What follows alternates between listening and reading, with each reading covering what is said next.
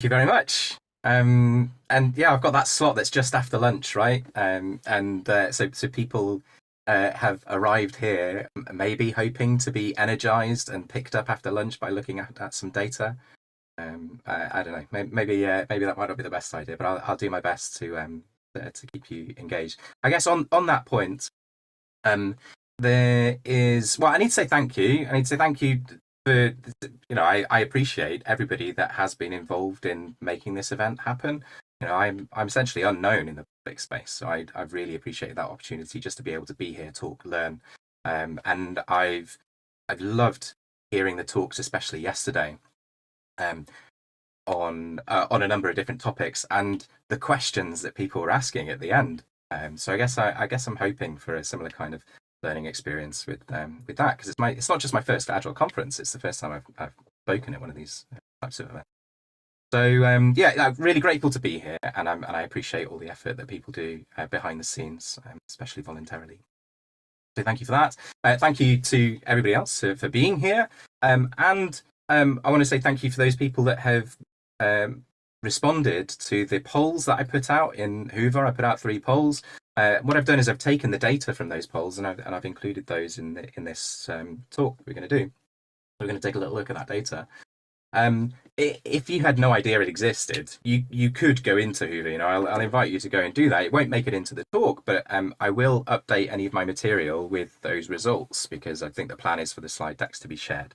So I'm happy to go ahead and do that. But I think I should then say, because I've invited you to go into Hoover and do some stuff, I think it's going to be easier if you've got comments, questions, you want to actually engage with us in this session right now, it's going to be easier to do that in Zoom.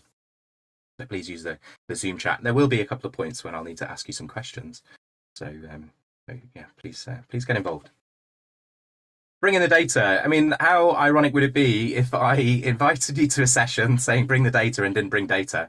So again, thanks for completing the polls. The first question that I'd asked was, have your past retrospectives been informed by data? And this is just 2 instances, 2 platforms where I asked the same question. On the left is the Hoover results, and on the right was LinkedIn. The same question. And perhaps you can let me know whether this data surprises you or not. As an answer to that question. James, yeah. I don't think we see your presentation. Thank you. No worries. Let's fix it.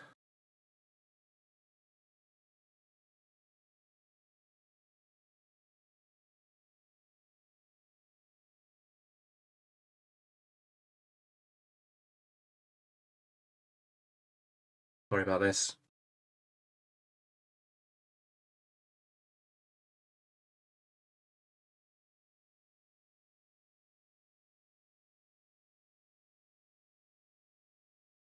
Doesn't matter how many times I go through it. And I think that's probably my problem here because I mentioned listening to a lot of talks yesterday. It's because I spent this morning flapping. It's incredible how doing something that I do every day, talking to people in Zoom about a topic that I'm passionate about, I can be incredibly nervous about. So this morning was spent going through all this content again and again. I guess that flap's materialized here. So, thanks for your patience. This is the data. Hopefully you can see that. No. Nope.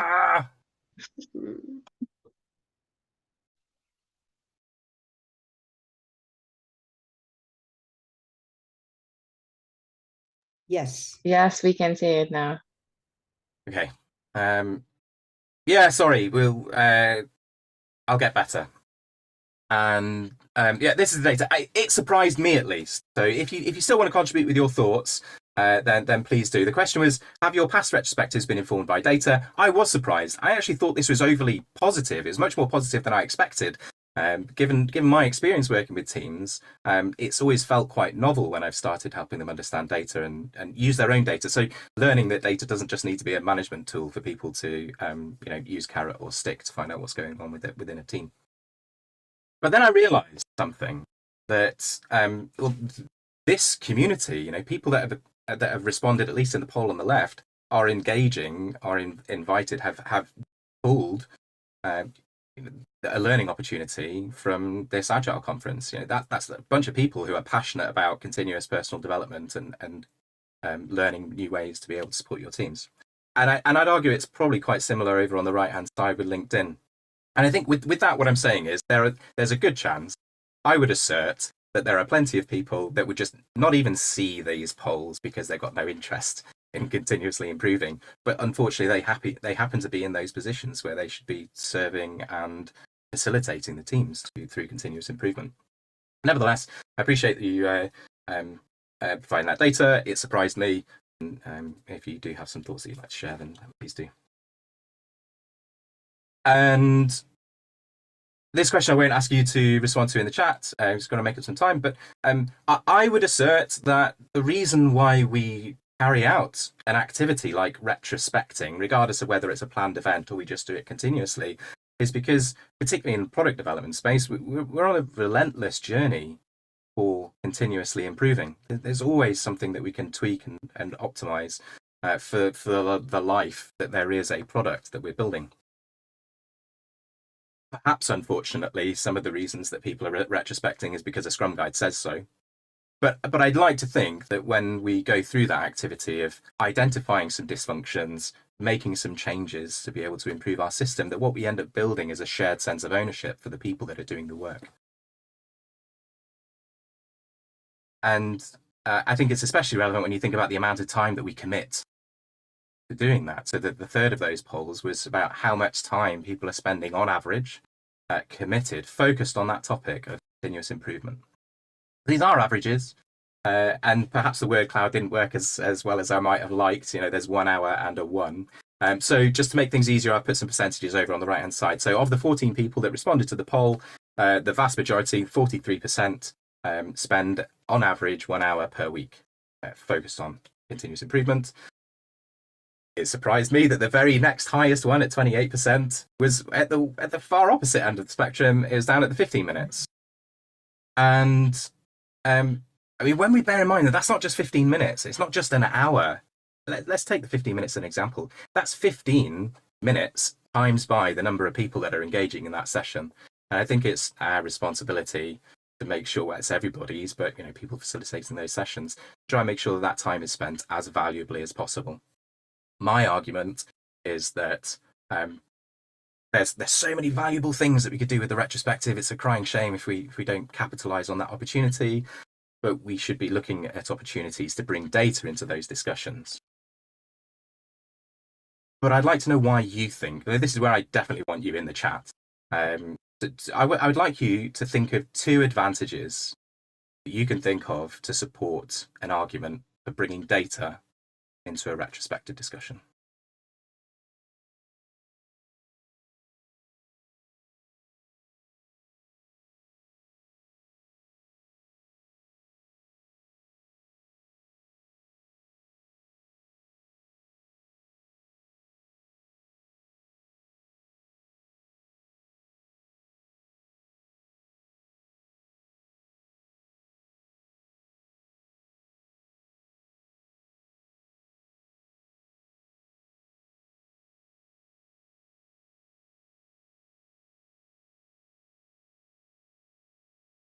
And what I think I've done is there's a whole heap of info on here.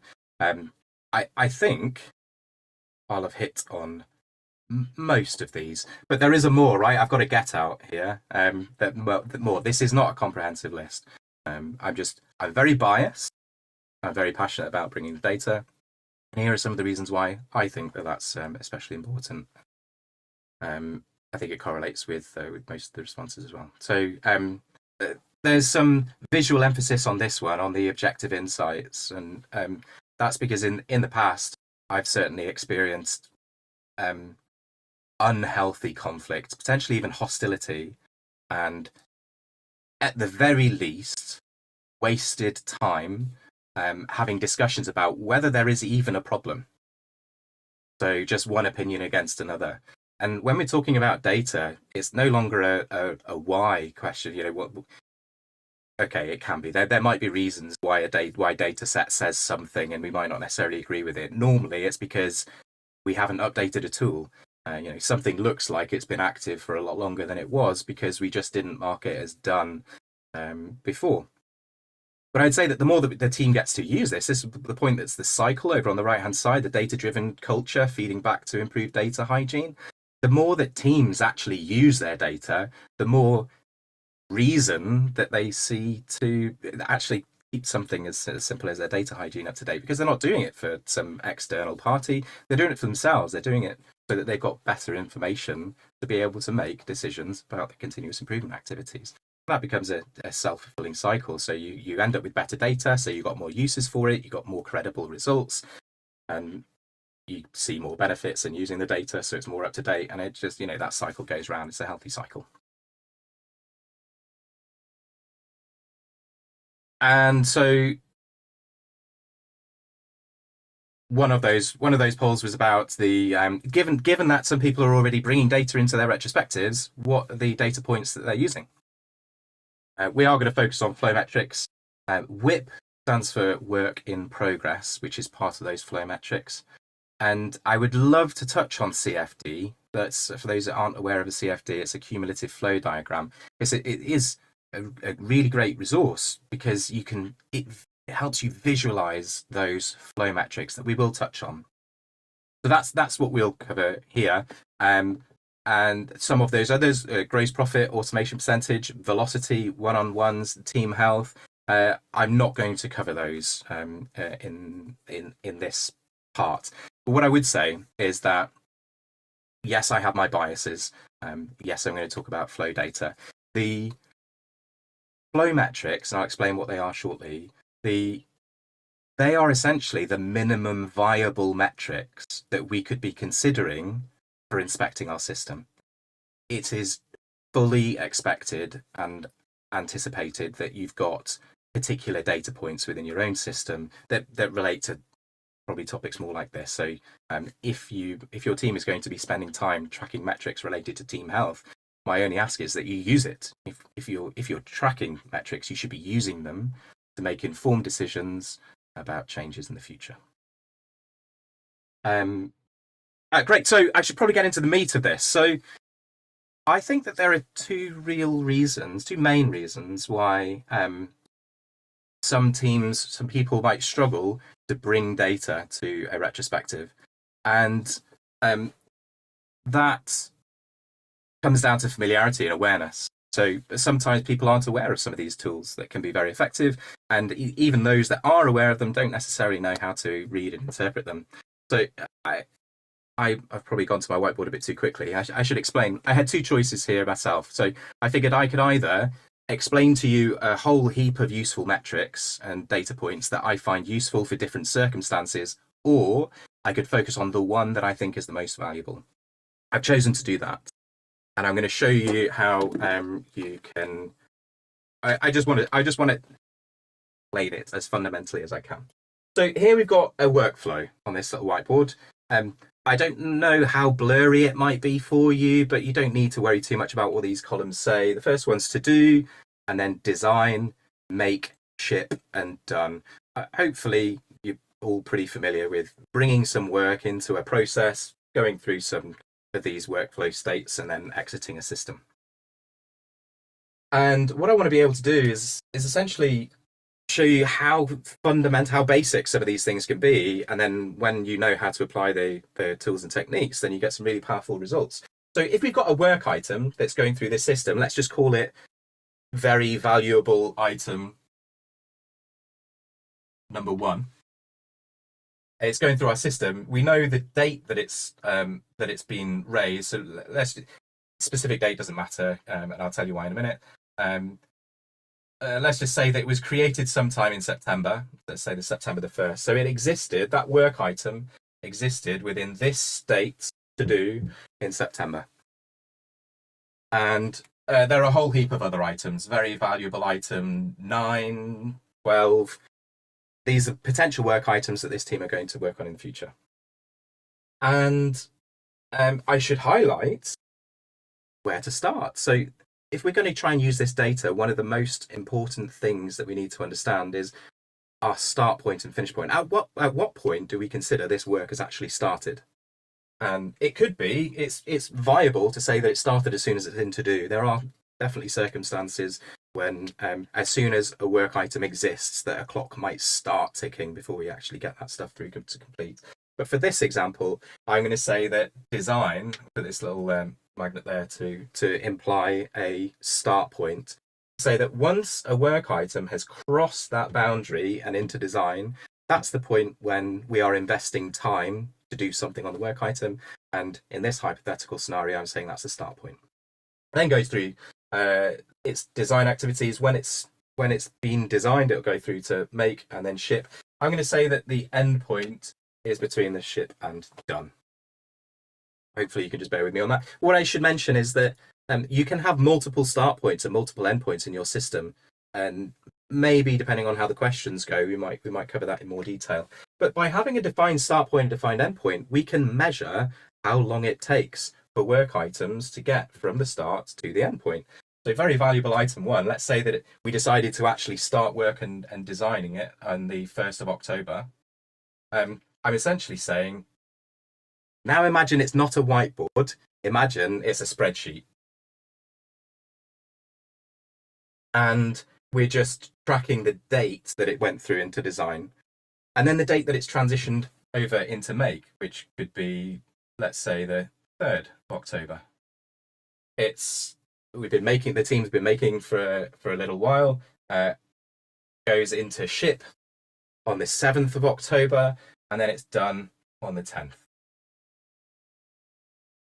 By measuring the start time and the finish time, we could say that this item had a cycle time of 10 days because it took 10 days to get from this point to this point. That's how long it spent in the system.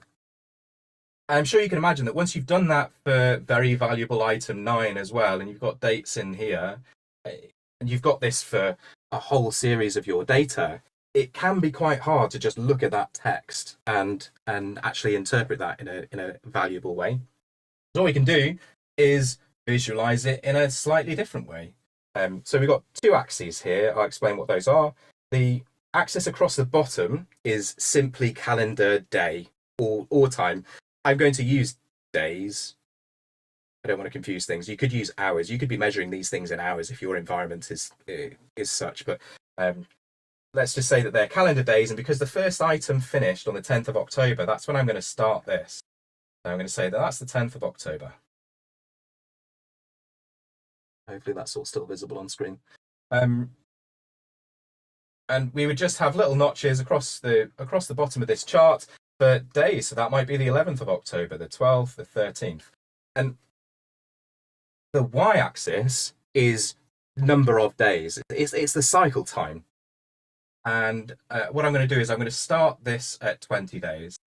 So the maximum time that I'm anticipating any work item to be in this system would be 20 days. And if it turns out an item took more than 20, then clearly that scale just extends. And likewise here, the further right you are, the closer to today's point in time that you are, that would just keep going forever and ever for as long as you're tracking the data. So that's 20. That cycle time might be 10, 5, and 0. With our first very valuable item completed on the 10th of October, I could find that. And then I just need to find my way up to the 10-day point and put a dot. So on the 10th of October, one work item was finished. That dot now represents this data point. I hope that's straightforward. That dot is simply a visual representation of how long this work item took to go through that phase of work. And the more that you capture this data, the more data points you end up having, right? Maybe 2 things are completed on the same day. That's totally cool. And I want to just try and keep some maths simple here. And 10. Where they are doesn't really make a difference. But right now I've just drawn 10 dots. So we've hypothetically tracked 10 items going through their system, and now we visually represented those on the date that they now represent the date that they finished and how long they took to complete. Okay, very basic stuff, right? What we can then do, still basic, but because there are 10 items, I know that 100% of all those items is 10. if I wanted to find out how long it took for half of those items to go through their cycle, all I've got to do is count 50% of them. Right, so there are 10 total. 1, 2. I'm looking over here, right? So if I have my ruler gone. All I'm doing is counting up from the bottom until I hit those 5 items. So 1, 2, 3, 4, 5. And I could do a dotted line. That, because that's 50% of the work, that's our 50th percentile. So it's just a statement of fact that of this period that we're analysing, 50% of all of those work items completed in 9 days or less. And we could do that for any level that we wanted to. We could calculate this for the 80th percentile, the 90th percentile. 90% of all work was completed in 18 days or less. I hope that makes sense. That dotted line, they're simply percentiles. It's a percentage of all work that are completed within that period of time or less. And there's a reason why that's especially helpful. Okay. Screen.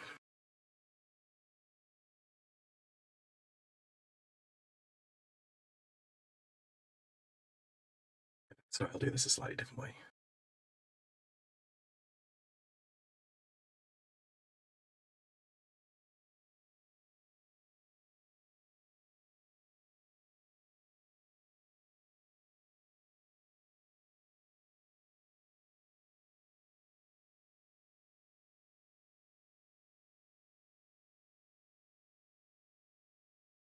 I'll do it this way instead, because it can be with all of those dots. So hopefully you can see me in a corner and a digital representation of what I've just drawn. Hopefully. And the reason why I've done that is because it's very hard for me to just zoom in and zoom out and you to still be able to understand what's going on there. So I've like taken a section over here, so you can just see it's exactly the same thing. Cycle time up here and dates going out to the right with more dots than I drew. What stands out from this data? What stands out to you immediately? If you were looking at this in a retrospective, what kind of questions do you think you might be asking?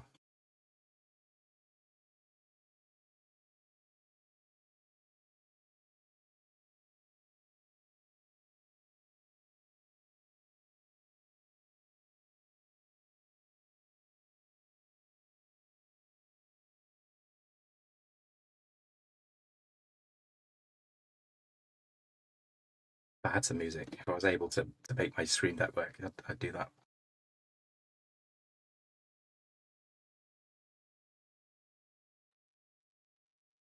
To answer your question, James, I think the one to the all the way to the right top corner, or a few things over there. Yeah. Yeah.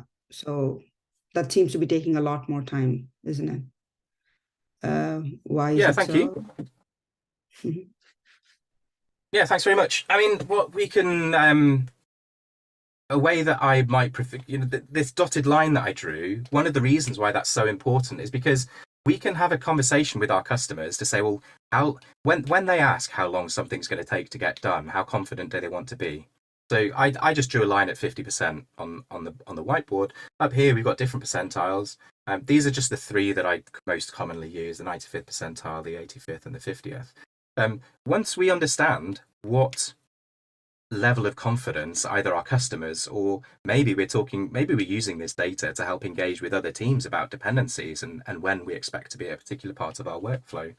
That's another great way to be able to do this. But once we understand which one we're targeting, like let's say the 85th percentile, if we're saying that we want to try and use that as our yardstick and we want to aim for things to complete in 29 days or less, don't get excited about the fact that that's a month, which is far too excessive. But illustratively, if that's the thing that we're targeting, then really what we're doing is we could compare those things which have taken longer to do what we would expect in our system. And that's not to say that anything which takes longer than that 85th percentile is a significant issue, because let's face it, 15% of the time we do expect that work items are going to take longer than that 29. But that's certainly an inspection point, right? The difference between what we expect with our how long something might take to get done and how long things are taking to get done. And these are discussion points. I should add, so what we can't do is we can't make absolute assertions about why these data points look the way that they do simply by looking at the data, but they do help us to ask better questions. So some of the things that would stand out to me would be these trends. So we've got a diagonal line here followed by another prominent diagonal line. It turns out, because this is real teams data, I borrowed it off of somebody else in a community, and the history of this is what would happen is a team would pick up at the beginning of a month a whole period of work. They would start all of that work and essentially bring it into their start point and be able to say, yep, we've started that stuff, it's all in progress, we're good. The reality is it would take quite a long time to work through those work items. It would take longer and longer. So simply visualizing this was a tool that the teams were able to use, see that, visualize that dysfunction, and then make a change. The change that they decided to make was as simple as limiting their work in progress. The work in progress is another one of our flow metrics. I've talked about cycle time and now work in progress.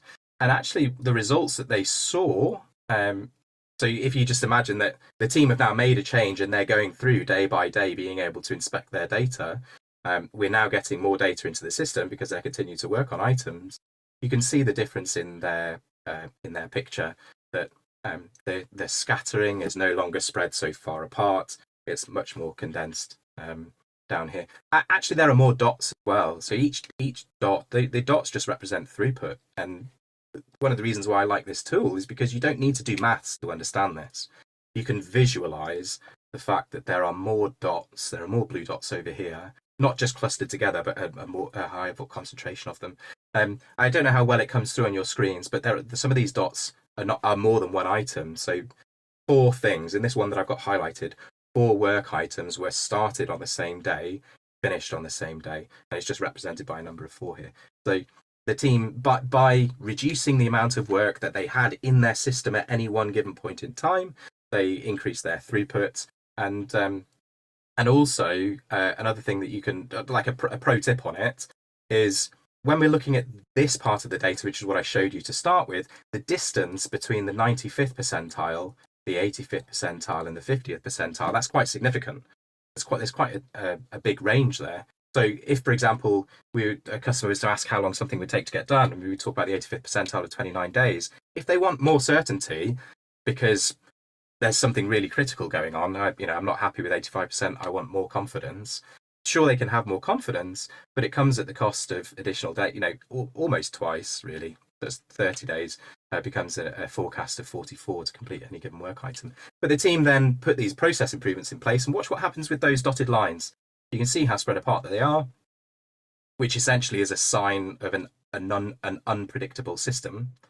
And as you go forward in time, those lines get much closer together. The system is much more predictable as well. That's another benefit of doing this. I am going to resist the temptation of being naughty here and showing you something extra. Can I realistically do that? No, I've got to now, haven't I? There are other things that you can do with this data, like I'm going to go on a little bit of a pedestal about story pointing. So you no longer need to estimate. So given that the period that we're expecting, as long as the work that we've been completing over that period of time is somewhat similar to the work that we'll be completing in the future. Let's say, for example, our team are making T-shirts. It doesn't matter if some of those T-shirts are children's sized or extra large sized. We're just working through and creating T-shirts. So how long would it take to get, if a question might be, how long would it take me to get my tie-dye T-shirt? Well, assuming the team have been creating tie-dye T-shirts in amongst all the other stuff they've been delivering in the past, you don't need to lock engineers in a room and ask them how long it's going to take to get that thing done. you've got your historic data, which has included in that data set this work items. So we could confidently say with 85% certainty that tie-dye t-shirt would take 11 days or less. That's it. It's a range. We may be wrong 15% of the time, but there's the important part of actively managing, using our data to make informed decisions about the work we have in progress. The thing that I probably don't have time and I'll have to catch up on, I'm mentioning here because I've heard it come up in questions and things that got on in this talk. I've just visualized here story points. So this team had been using story points to estimate their work, and what you can see is just a visual indication of those. So anything that was a one story point is an orange dot. It's exactly the same information, it's just visual representation of those. I'm not going to ask you to spot these patterns, as much as that might be nice to get some engagement back. I am just going to tell you there is no real correlation, right? But it's reasonable, I think, to expect that 1 point stories would be all down the bottom, because it doesn't matter whether you're pointing on complexity, uncertainty, risk, effort, whatever. 1 point stories should probably complete similarly to other 1 point stories, right? But we've got some that down the bottom, some that take longer than 13 point stories, 21 point stories. It's nuts. So this team were also able to look at that data and realize how wasteful their estimation activities were. So that's why I wanted to focus on this, because I'm thinking of those times when this chart has led to some really great improvements for teams through retrospectives. Okay, let's get back on track.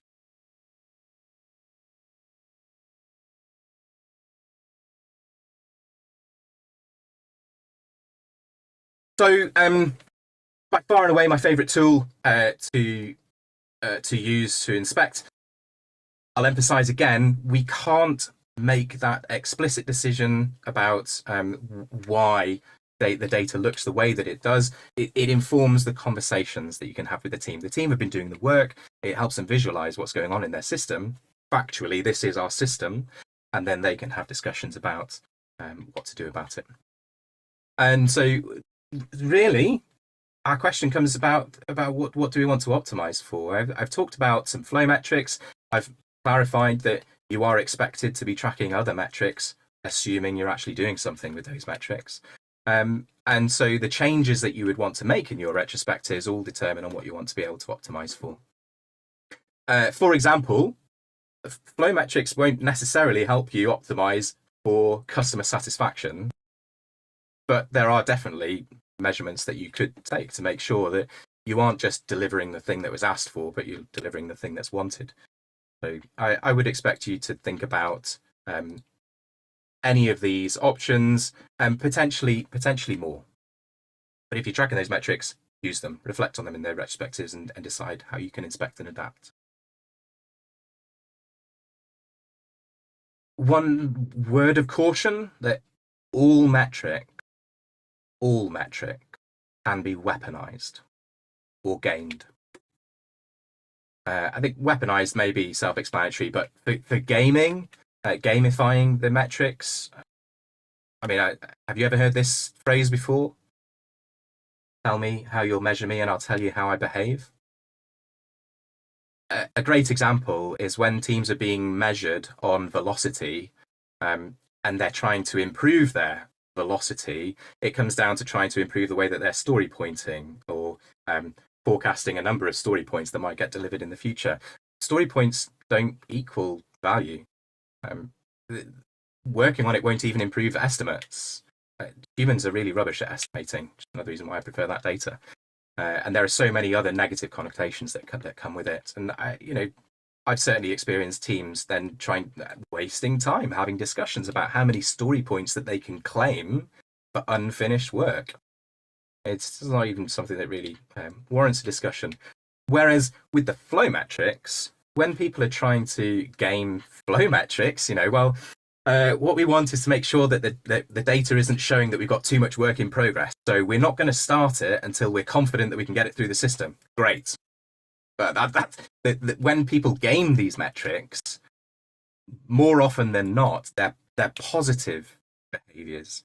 We want to improve our cycle time, so we'll only bring work into the system when there's a signal that we have capacity to get that through the system. Great.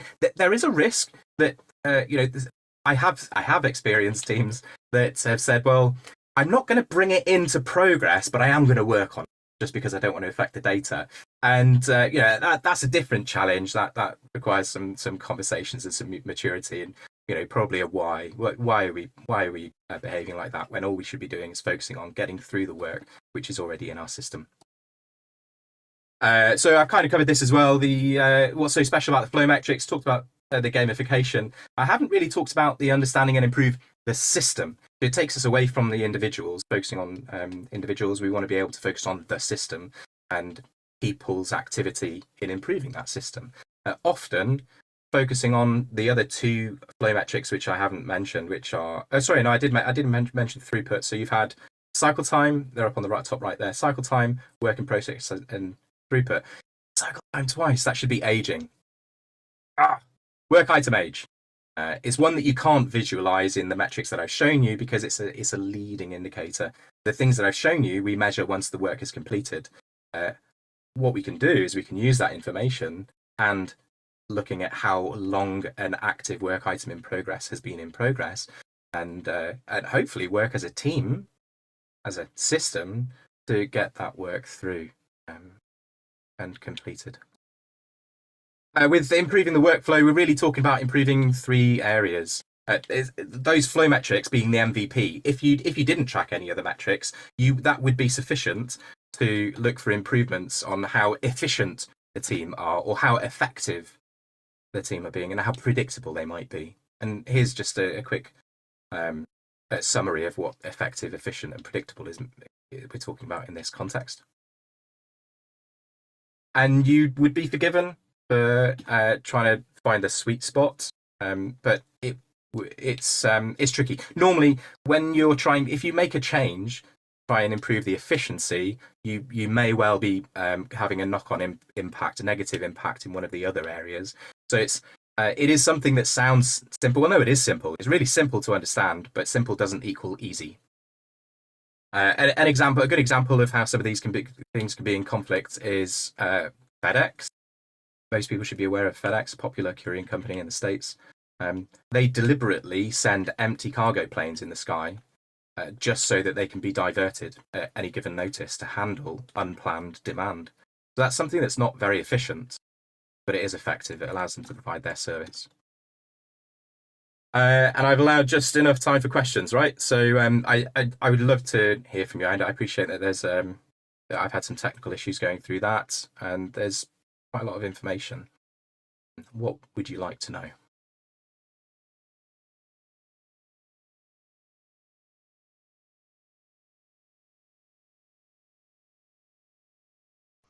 Well, I have one question about the tool you were using. So yeah, what is the tool, and how you bring the data from the sprints here, from Jira, from DevOps, from Azure DevOps? So how you're working? What is the process? Yeah, so I chose that tool. I'm not trying to sell the tool. I think what I wanted to do is just show you how easy this stuff can be. You don't have to be a mathematician to do statistical analysis. It sounds scarier than it is often. So that tool is something called Actionable Agile, and I use it because most teams, the market share, most teams that are using some kind of issue tracking software are using Jira or Azure DevOps. There are plenty of others. There are plenty of other better ones, but they have the market share, and it's my opinion that they are only usable to do this work. Actually, focusing on work item age and flow, it's only usable if you have that plugin. That's what I assert. So Actionable Agile, it costs peanuts. I appreciate there's some people linking to it in the chat. I don't get any benefit out of recommending them. It's just simply, as a practitioner, if I'm working in an environment that doesn't have Actionable Agile, I would use my own license. It saves an awful lot of time to do some valuable things. And I don't know if that answered all of the questions. It was just, what's the tool? What else was there as part of that? Plugging it in, I think, was one of them. So it plugs in directly to Jira and Azure DevOps. There's also a standalone tool. So you are able to look up some documentation, and see, I was drawing out on a spreadsheet for a reason. If you can get your data into that, then you can push it into this tool. There are free things. People have provided some scripts and stuff. I just find them quite labor intensive. When it comes to, I don't really know what I'm doing with being able to use data to help teams improve. I would say save your time, worry, effort. Read one particular book from Dan DeCanty, which is Actionable Agile's Metrics for Predictability. And experiment and play with it. I wonder if somebody's got a question that's not specifically on the tool, but maybe about something, putting it into practice. Do you want to, Algirde, do you want to ask the question yourself, or should I read it from the chat?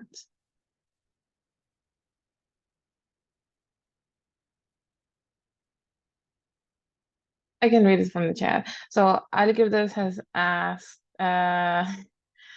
what's the worst case or funniest case you have seen metrics being abused or misunderstood?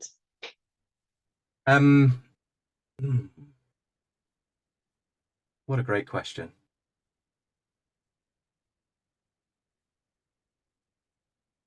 I don't know if it's work. I've been told off recently on LinkedIn for unintentionally being judgmental, as much as I was trying my best not to be.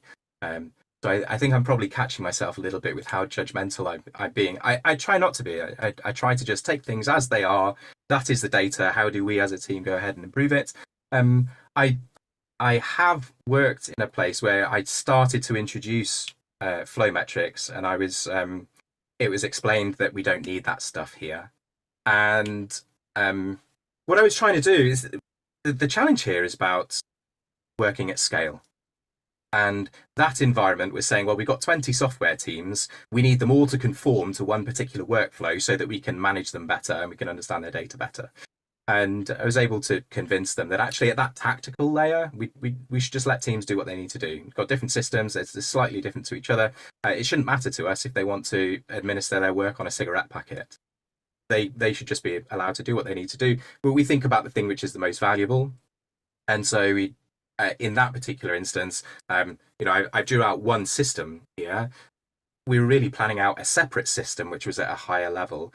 So the thing that was most surprising about this, at least surprising for them more so than me, is when we looked at the work item age and the cycle time, and we looked at the flow metrics for the things which had been in progress, there are work items which had been active for 600 days. That's not strict. That's not actually true, is it? It's not going to be accurate. That's a data hygiene problem. I think that's probably one of the most surprising things. I guess what it then led to is the more we were able to work on that challenge, they had a significant amount of time invested in planning, and I'd quantified that waste. So £40,000 a week was being wasted on producing project plans and concatenating that information. And the organisation have been on a journey to use the flow metrics as a way of addressing that challenge, saving themselves 40 grand a week. Okay, maybe not a funny one, but it's probably the one that stands out most to me. Okay.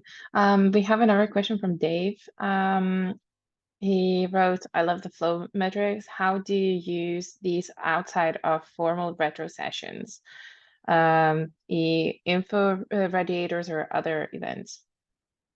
Yeah, great question. So my head goes into two places here. Information radiators, as much as I'm a huge champion for teams understanding their own data, and one thing I didn't emphasize is we could be at risk of being those data champions, of becoming a single point of failure of a team not really understanding if let's say a scrum master or a Kanban coach, whatever, if they're not in the room, how can we inspect this data? It's really important that we do what we can to help all team members understand what options they might have for analysing their data. And perhaps if there's time, I could give you a piece of advice, a trick that I like to do with that tool that's useful. But the information radiators, I tend to then think, as much as that's useful for the team, for their radiators, they should be using this stuff all the time. I automatically go with like, how are we sharing information with management? So this instead of bringing management all the time to information, bringing them into rooms and letting them see data and ask questions, that we just provide the information and let people that are interested come and self-serve. That you can build dashboarding and stuff. There's all sorts of great things that you can do. Some of them can be tricky with the actionable Agile plugin, depending on how it's all set up. I don't think I think I'll struggle to put in too much time, but if you want to spend more time talking about that in your scenario, then just I mean, Dave, obviously we're connected anyway, but if anybody else wants to reach out to me on LinkedIn and talk through more on that side, I'll talk your ear off. I'm very passionate about this stuff. I think there was another part of the question which I've not answered. So his question was like, how do you use these outside of formal retro sessions? Absolutely. I mean, I don't know if anybody's noticed. I think I managed to avoid mentioning Kanban once. I didn't talk about Kanban at all in this talk. Kanban is about flow management. It's a strategy. It's not a framework. It's a strategy for improving the flow of value through your system. It doesn't matter. You don't have to be a Kanban team. You could be a Scrum team. You don't even need an Agile. You don't need to be an Agile team. You just need a process. If you have a process, you can identify a process, you can apply this stuff. And that's why I consciously avoided talking about Kanban. But here I am going to mention Kanban because there are no prescribed events in Kanban. And you can, and arguably should, I get so paranoid about this, the risk. I've spoken with people in teams before that they've gone through sprint planning. They've identified some kind of a dysfunction. Let's say that's the length of time that their review has taken or been bounced around and not been prioritized. And they've decided that instead of addressing that as a dysfunction with the team now, they park it until the retrospective, which is a week and a half away. So it's a week and a half of elapsed time when this dysfunction is going to go on. So there are particular metrics where it is helpful to inspect them every day. I didn't talk about a work item aging chart. How much time do I have before I'm at risk of compromising anybody else's time? Right now we're kind of supposed to be like on the break, and then the next speaker will start at 2:15. Okay. So you still have 10 minutes. Well, if you need that break, then go away. Then I guess I don't want people to just go constantly back to back. I think people just like leaving they leave in calm as they want, really. Cool. I'll show you guys once more then. Once you understand this thing, which is that cycle-time-scatterplot, the only stuff which is visible here are the things that are completed. I didn't talk about this because it's not really a retrospective item strictly, but when it comes to how we use this stuff daily outside of a retro, then by far and away the most valuable thing that a team could be looking at is this aging work in progress. If I actually bring up some different data, I'll bring up some example data.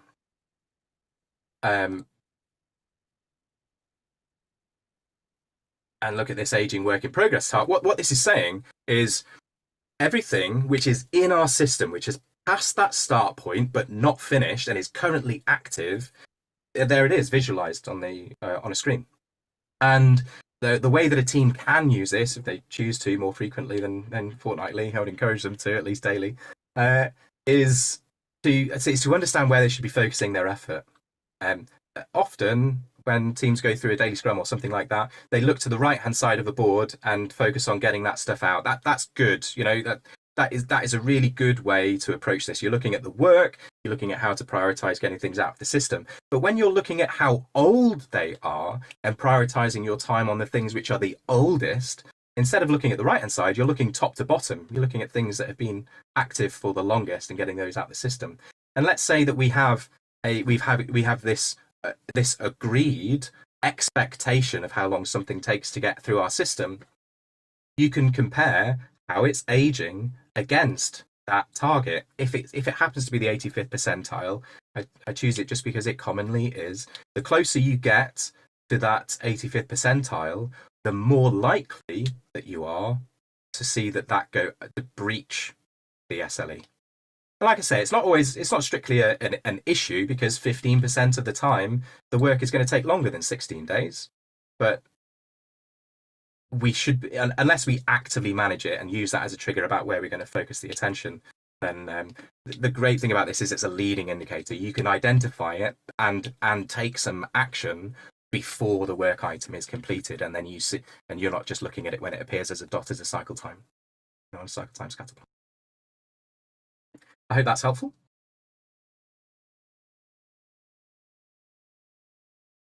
We've got one more.